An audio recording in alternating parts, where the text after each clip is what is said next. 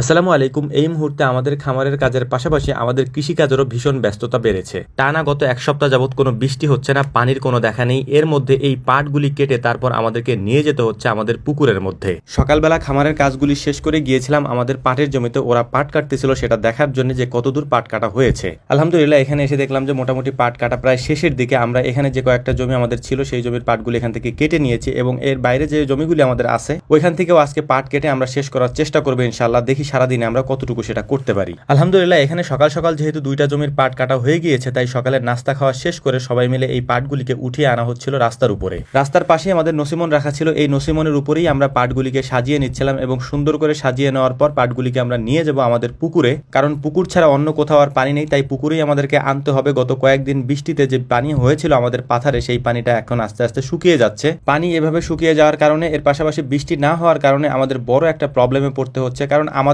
এই পুকুরে আমরা যতটুকু পাট চাষ করেছি তা আমরা জাগ দিতে পারবো বা পচাতে পারবো, কিন্তু এখানে শত শত বিঘা জমি আছে যেখানে পাট রয়েছে। এই পাটগুলি কোথায় জাগ দেওয়া হবে তা এখনো পর্যন্ত কারোই জানা নেই। পাটের জন্য পানিটা হচ্ছে অত্যন্ত জরুরি, কারণ পাটগুলিকে যখন জমি থেকে কেটে নিয়ে আসা হয় তখন এই পাটগুলিকে পাতা ঝরিয়ে তারপর পচাতে হয় এবং তারপরে হচ্ছে এর থেকে আঁশ আলাদা করতে হয়। এজন্য পানি পাটের জন্য অত্যন্ত জরুরি। পাট যদি চাষ করতে হয় তাহলে অবশ্যই পানি লাগবে এবং এই পানিতে এই পাটগুলিকে পচিয়ে তারপরেই মূলত হচ্ছে যে এটা থেকে আঁশ আলাদা করতে হবে। এছাড়া অন্য কোনো ওয়ে অন্তত পক্ষে আমাদের এখানে নেই। আমরা যেহেতু কয়েকজনে মিলে এই কাজগুলি করছিলাম, তাই সবাই এক জায়গায় কাজ না করে আমরা ভাগ হয়ে ছোট ছোট করে তারপর এই কাজগুলি করার চেষ্টা করছিলাম, যাতে করে খুব দ্রুত এই কাজগুলিকে আমরা শেষ করতে পারি, কারণ এই কাজগুলি খুবই নোংরা কাজ এবং অনেক বেশি পরিশ্রমের কাজ, অনেক বেশি কষ্ট হয় এই কাজগুলি করতে। অনেক হয়তো প্রশ্ন করতে পারেন বা জানতে চাইতে পারেন যে ভাই তাহলে এই কাজগুলি আপনারা করেন কেন? মূলত আমাদের এখানে পানির ভেতরে পাট ছাড়া অন্য কিছু তেমন একটা হয় না। ধান চাষ করা যায় কিন্তু সেটা পাটের পরে করতে হয়, যেহেতু আমাদের এখানকার বেশিরভাগ জমিগুলিতে হচ্ছে পেঁয়াজ চাষ করা হয় এবং পেঁয়াজের পরে পাট চাষ করা হয় এবং পাটের পরেই ধান চাষ করা হয়। ধান তেমন চাষ করা হয় না, মূলত এখানে ধান হচ্ছে বোনা হয়, ওই পাটের মধ্য দিয়ে ধান বুনে দেওয়া হয়। যে ধানগুলি হয় ওইটাই হচ্ছে একটা বাড়তি ফসল হিসেবে আমাদের এখানে ধরা হয়। তো যাই হোক, আলহামদুলিল্লাহ মোটামুটি এই কাজগুলি আমাদের এখন প্রায় শেষের পথে। আমাদের বাকি কিছু পাট এখানে রয়েছে, যে পাটগুলি দেখতে পাচ্ছেন যে ওরা হচ্ছে উল্টো করে দিচ্ছিল, কারণ হচ্ছে যে এই যে পাতার